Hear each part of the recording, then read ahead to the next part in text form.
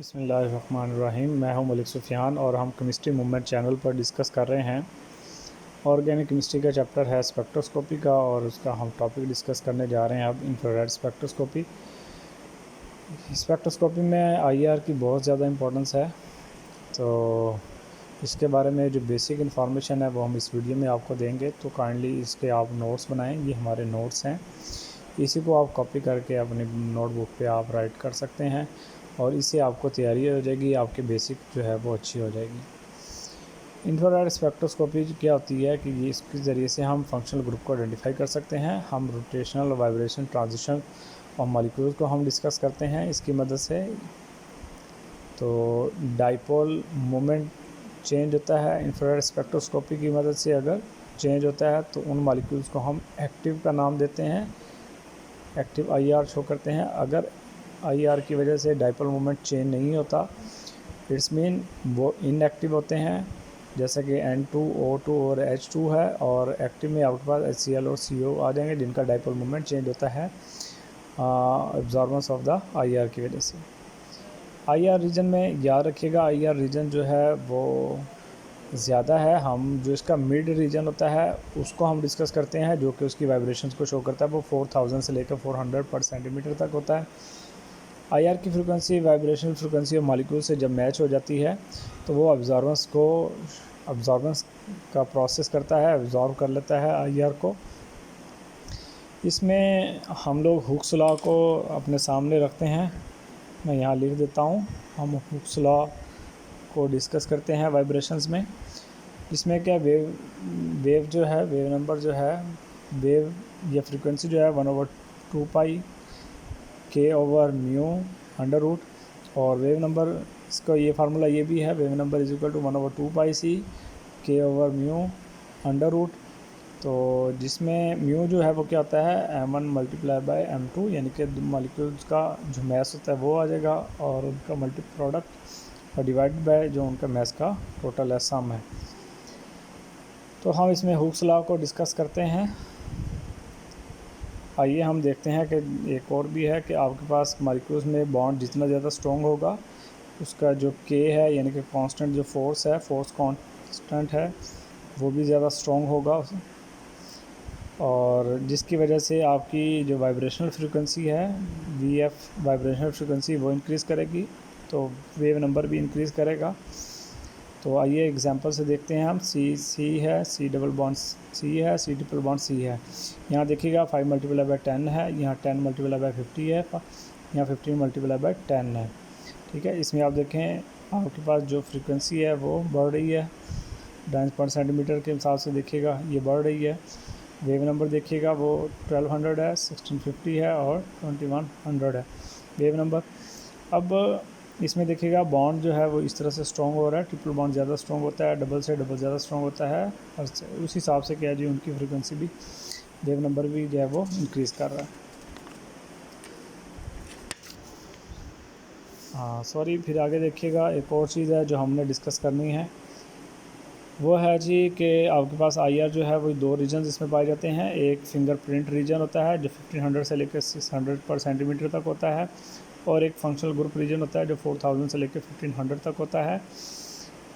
Fingerprint region के बारे में याद रखिएगा कि इसमें हम लोग जो शो करते हैं वो ये है कि बेंडिंग वाइब्रेशंस जो होती हैं वो यहाँ पर ज़्यादा पाई जाती है देन द स्ट्रेचिंग वाइब्रेशन से, और यहाँ पर पीक्स जो है वो ज़्यादा शो होती है। या हम ये भी कह सकते हैं कि यहाँ पर अबव 1500 तक ये वाला जो रीजन है फंक्शनल ग्रुप, वो कहता है इसमें अगर दो मॉलिक्यूल्स हैं इनकी सेम पीक्स शो होती है, ठीक है, जबकि लो 1500 पर हमारे पास डिफरेंट पीक शो होती है, एट फिंगरप्रिंट रीजन पर डिफरेंट पीक शो होती है। इस वजह से इसको हम फिंगरप्रिंट रीजन का नाम देते हैं, क्योंकि फिंगरप्रिंट ये रिलेट करता है फिंगरप्रिंट ऑफ ह्यूमन। जैसे हर इंसान के हाथ की फिंगरप्रिंट डिफरेंट होती है दूसरे इंसान से, इसी तरह हर मॉलिक्यूल की फिंगरप्रिंट रीजन जो है यहाँ पर जो पीक्स होगी वो भी डिफरेंट होती है। इस फिंगरप्रिंट रीजन की वजह से हम बहुत सारी मॉलिक्यूल्स की प्रॉपर्टीज़ को डिस्कस पाते हैं। ये पॉइंट जो है वो अपने माइंड में रखिएगा जो मैं आपको यहाँ पर बता रहा हूँ। आइए नेक्स्ट हमने इसको डिस्कस करना है। इसमें फंडामेंटल वाइब्रेशंस होती हैं, जैसे मैंने आपको बताया यहाँ पर एक चीज़ और देखिएगा कि वाइब्रेशन जो है वो आपकी दो तरह की होती हैं, एक फंडामेंटल वाइब्रेशंस होती है और दूसरी हम जो डिस्कस करते हैं उसको भी हम डिस्कस करेंगे अभी। ओवरटोन्स हैं, ये कॉम्बिनेशन बैंड्स हैं। अब फंडामेंटल वाइब्रेशंस का जो बेस है वो क्या होता है कि आपके पास मॉलिक्यूल जो है वो ग्राउंड स्टेट से लोअर एक्साइटेड स्टेट की तरफ जाते हैं। तो वो जो आपके पास वाइब्रेशंस हैं वो आपके पास दो तरह की हो सकती है, linear and non linear vibrations.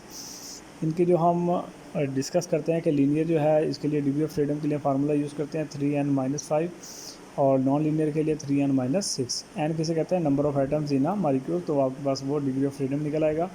Vibration आपके पास दो तरह की होती है, स्ट्रेचिंग होती है और बेंडिंग होती है। स्ट्रेच कहते हैं किसी चीज़ को, स्ट्रेच कहते हैं हम सेम डायरेक्शन में या अपोजिट डायरेक्शन में किसी चीज़ का मूव करना है, जिसमें स्ट्रेचिंग हो सकती है। और ठीक है, आइए आगे हम देखते हैं। बेंडिंग है, बेंडिंग जो होती है ये दो मॉलिक्यूल्स की बॉन्ड एंगल्स की मूवमेंट की वजह से होती है। इसमें चेंज होता है, बॉन्ड एंगल जो है वो प्लेन और इन प्लेन और आउट ऑफ प्लेन में मूव कर सकते हैं। स्ट्रेचिंग जो है वो दो तरह की होती है, सिमेट्रिक होती है और एसिमेट्रिक होती है। सिमेट्रिक का मतलब क्या होता है कि आपके पास दो मॉलिक्यूल्स हैं तो दोनों की जो मूवमेंट है वो एक ही तरफ होती है, तो इसको हम सिमेट्रिक का नाम देते हैं। एसिमेट्रिक कहते हैं कि अगर एक दोनों अपोजिट डायरेक्शन में क्या करते हैं, मूव करते हैं, तो उसको एसिमेट्रिक का नाम दिया जाता है। बेंडिंग जो है वो दो तरह की होती है, इन प्लेन और out of plane. In plane में सीजरिंग और रॉकिंग की एग्जांपल है। सीजरिंग कहते हैं जैसे आपकी कैंची है, दोनों आप उसको दिखेगा उसके दोनों पार्ट जो हैं वो टूवर्ड्स ईच अदर एक दूसरे की तरफ मूव करते हैं। रॉकिंग देखिएगा, इसमें सेम डायरेक्शन में मूव करते हैं, यानी कि दोनों लेफ़्ट साइड पे चले जाएंगे या दोनों राइट साइड पे चले जाएंगे, तो दोनों की मूवमेंट क्या होगी, सेम होती है। आउट ऑफ प्लेन में देखिएगा वैगिंग अप डाउन है, इसमें दोनों जो है ना यानी कि आपके अप डाउन होंगे, या तो दोनों ऊपर जाएंगे या दोनों नीचे की तरफ आएंगे, तो इनकी सेम होती है। जबकि ट्विस्टिंग में क्या होता है, एक ऊपर जा रहा है तो एक नीचे आएगा, तो इनकी ऑपोजिट होती है ट्विस्टिंग में। तो ये वाले कॉन्सेप्ट जो है वो अपने माइंड में रखिएगा। आगे आ जाएँ, ओवरटोन्स प्लस कम्बिनेशन बैंड्स हैं, ये भी हमारे पास जो वाइब्रेशंस की टाइप्स होती हैं इनकी वजह से अब्जॉर्बेंस वो कैसे होती हैं। ये भी ग्राउंड स्टेट से एक्साइटेड स्टेट की तरफ मूव करते हैं मॉलिक्यूल्स। इसमें फर्स्ट सेकंड फोर्थ तक हमारे पास जो स्ट्रेचिंग की वाइब्रेशंस हो सकती हैं। इसमें जो ये बैंड्स हैं फर्स्ट सेकंड थर्ड और फोर्थ वाले, ये मिलकर क्या बनाते हैं, आगे ओवरटोन्स बनाते हैं दूसरी चीज़ों के साथ मिलकर। ठीक है, जो ये बैंड्स होते हैं ओवरटोन वाले, ये वीकली होते हैं इंटेंसिटी में। तो एरोमेटिक कंपाउंड्स में हम लोग इनकी करैक्टरिस्टिक वगैरह को डिस्कस करते हैं, या इनकी मदद से हम एरोमेटिक कंपाउंड्स की करैक्टरिस्टिक्स को क्या कर सकते हैं, फाइंड आउट कर सकते हैं।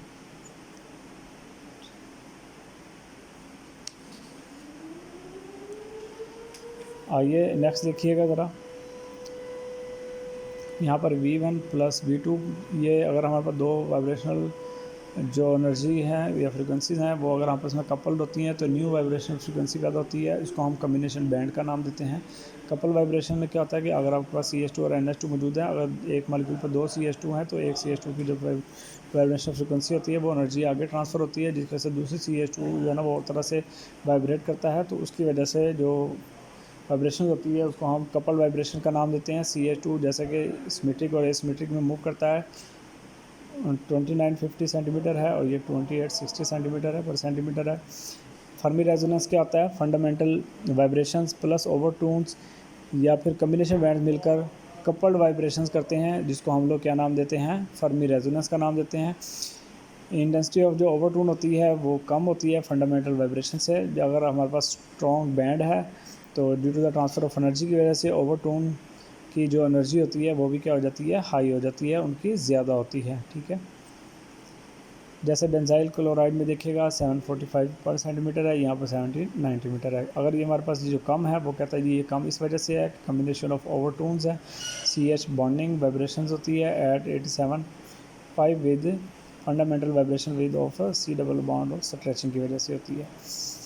इसके फैक्टर्स हैं, इसमें कुछ फैक्टर्स काम करते हैं, जिसमें कॉन्जुगेशन है। कॉन्जुगेशन का मतलब ये है कि कॉन्जुगेशन ज़्यादा होगी तो स्ट्रेचिंग फ्रिक्वेंसी क्या होगी, वो डिक्रीज़ होगी।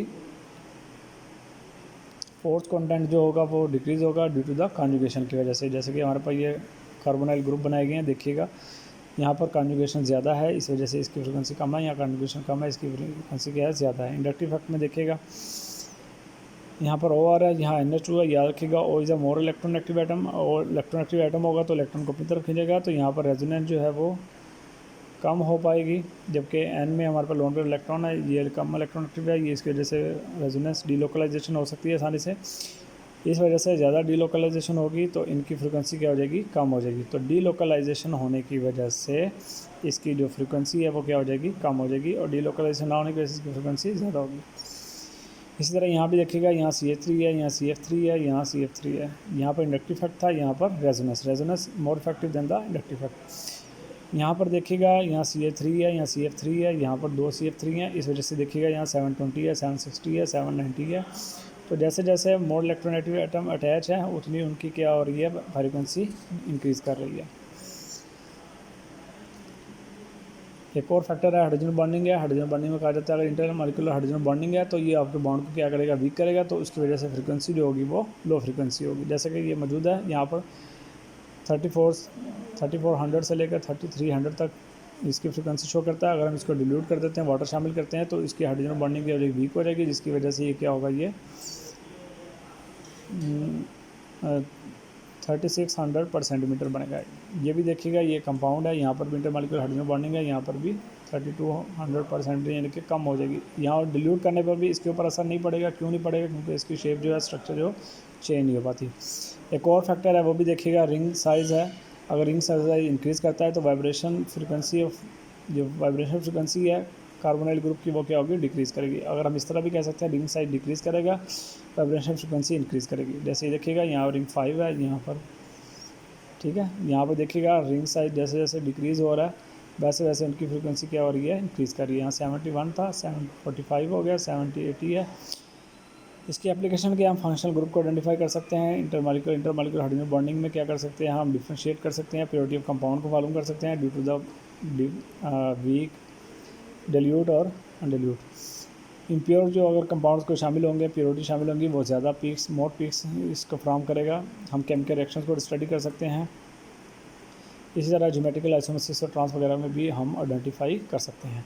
तो ये था हमारा IR का बेसिक कॉन्सेप्ट्स, बेसिक टर्मिनोलॉजीज़ हैं। अगर आप इसको नोट कर लेते हैं, याद कर लेते हैं, तो आपको IR की सारी बेसिक जो है वो तैयार हो जाएंगी। आपको इसके जो प्रैक्टिस प्रॉब्लम्स होती हैं उसको सॉल्व करना आपके लिए आसान हो जाएगा। Thank you for watching. अल्लाह हाफिज़, टेक केयर।